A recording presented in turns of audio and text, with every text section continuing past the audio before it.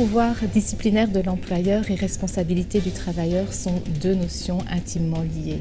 Elles découlent toutes les deux du contrat de travail, dont la caractéristique même est le lien de subordination qui donne à l'employeur un droit d'autorité sur le travailleur. L'employeur dispose du pouvoir de contrôler le travail de ses salariés et au besoin de sanctionner tout comportement qu'il juge fautif. Si au cours de l'exécution du contrat de travail, le travailleur cause un dommage à l'employeur ou à un tiers, sa responsabilité sera limitée par la loi. La politique disciplinaire d'une entreprise relève du pouvoir discrétionnaire de l'employeur. Il la fixe dans son règlement de travail, mais il doit, dans son règlement de travail, respecter les principes fixés par la loi d'avril 1965 sur les règlements de travail. Et les principes de cette loi de 65 sur les règlements de travail sont au nombre de 4. Le premier principe, c'est que toutes les pénalités susceptibles d'être appliquées dans l'entreprise doivent obligatoirement être inscrites dans le règlement de travail. On ne peut pas appliquer une sanction qui ne figure pas au règlement de travail. Le deuxième principe de la loi, c'est lorsque une de ces sanctions est une sanction financière, une amende.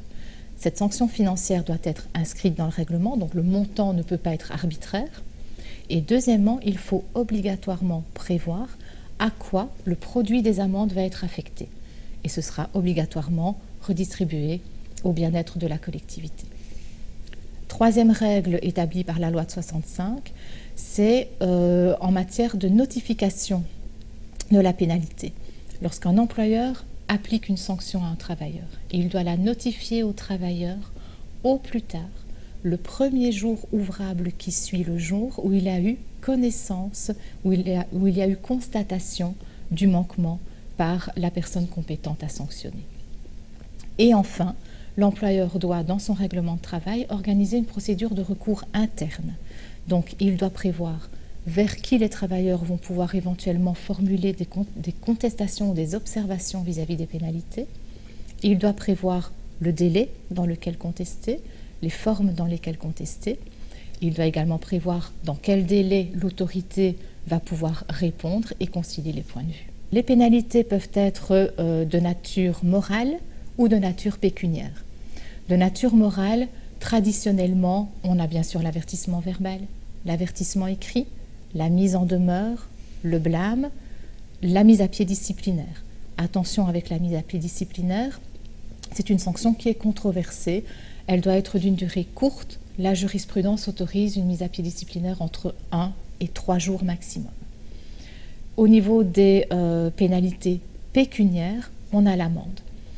L'amende, c'est une pénalité qui va viser les comportements dits irritants. Ce sont les comportements auxquels on n'arrive pas à mettre fin malgré des avertissements verbaux, malgré des avertissements écrits. On prévoit alors une sorte d'astreinte financière.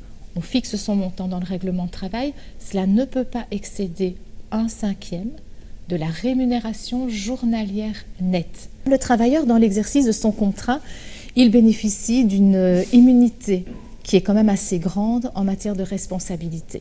Sa responsabilité pénale sera toujours engagée. La responsabilité pénale, elle est personnelle. L'auteur d'une infraction est responsable de l'infraction.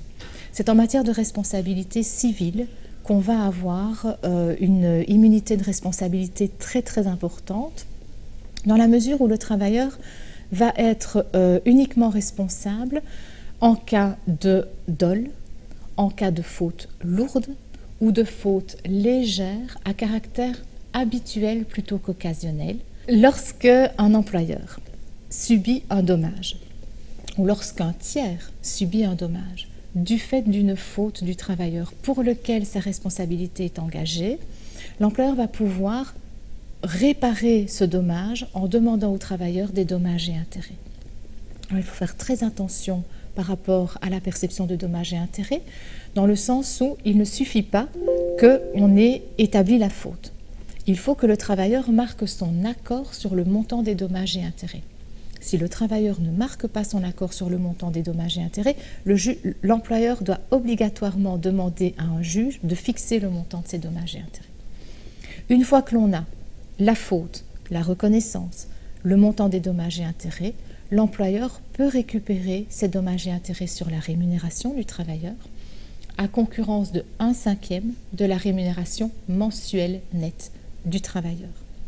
Il n'y a qu'en cas de dol, donc d'intention volontaire de nuire, que l'employeur pourra ne pas se limiter à un cinquième. Lorsqu'on fait une faute intentionnelle qui crée un dommage, l'employeur peut retenir l'entièreté du dommage sur la rémunération du travailleur.